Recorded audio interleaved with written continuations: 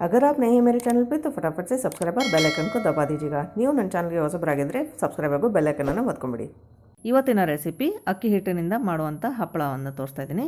ಯಾವ ಕಪ್ನಿಂದ ನೀವು ಅಕ್ಕಿ ಹಿಟ್ಟನ್ನು ತಗೊಳ್ಳೋರಿದ್ರೋ ಅದೇ ಕಪ್ನಿಂದ 9 ಕಪ್ ನೀರನ್ನು ತಗೊಂಡು ರುಚಿಗೆ ತಕ್ಕಷ್ಟು ಉಪ್ಪು ಹಾಕೊಳ್ಳಿ। ಆಮೇಲೆ 1 ಕಪ್ ಅಕ್ಕಿ ಹಿಟ್ಟನ್ನು ಹಾಕಿಬಿಟ್ಟು ಚೆನ್ನಾಗಿ ಕಲಿಸ್ಕೊಂಬಿಡಿ। ಅದಾದಮೇಲೆ ಕುದಿಸೋಕ್ಕೆ ಸ್ಟಾರ್ಟ್ ಮಾಡಿ।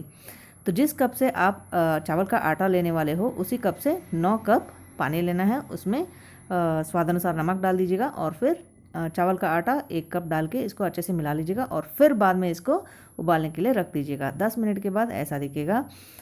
थोड़ा सा गाढ़ा है। अभी 15 मिनट के बाद और थोड़ा गाढ़ बनेगा। 15 ನಿಮಿಷ ಆದಮೇಲೆ ಈ ರೀತಿ ಸ್ವಲ್ಪ ಗಟ್ಟಿ ಆಗುತ್ತೆ। 20 ನಿಮಿಷ ಆದಮೇಲೆ ಇನ್ನೂ ಚೂರು ಗಟ್ಟಿ ಆಗುತ್ತೆ। ಆದರೆ ಚಮಚದಿಂದ ಹಿಟ್ಟನ್ನು ಬೀಳಿಸಿದಾಗ ಅದು पटपटा ಅಂತ ಬಿದ್ದುಬಿಡುತ್ತೆ ಹನಿ, ಹಾಗಂದ್ರೆ ಹಿಟ್ಟು ಇನ್ನೂ ರೆಡಿ ಆಗಿಲ್ಲ ಅಂತ ಅರ್ಥ। 20 मिनट के बाद जब आप स्पून से ऐसे डालेंगे ड्रॉप्स तो ये फटाफट से गिर रहे हैं, तो इसका मतलब अभी आटा रेडी नहीं है बैटर। तो 25 मिनट के बाद बहुत ही थिक कंसिस्टेंसी का ड्रॉप्स गिर रहे हैं, देखिए तब ये आटा रेडी है।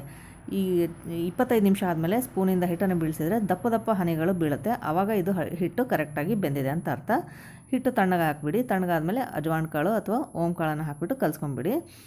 जब बैटर ठंडा हो जाए तो उसमें अजवाइन डाल दीजिएगा और फिर सिलिकॉन शीट पे इस तरह से पापड़ को डाल दीजिएगा और 3-4 दिनों तक खड़ी धूप में अच्छे से इसको सुखा लीजिएगा।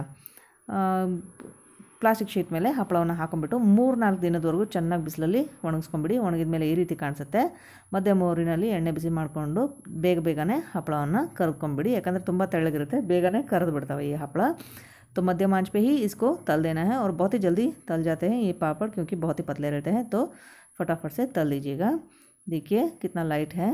तो इस लाइटनेस के लिए एक थम्स अप तो बनता है ना। तो चलिए लाइक कर दीजिएगा विडियो को, ದಯವಿಟ್ಟು ಲೈಕ್ ಮಾಡಿ ಹಾಗೂ ಶೇರ್ ಮಾಡಿ।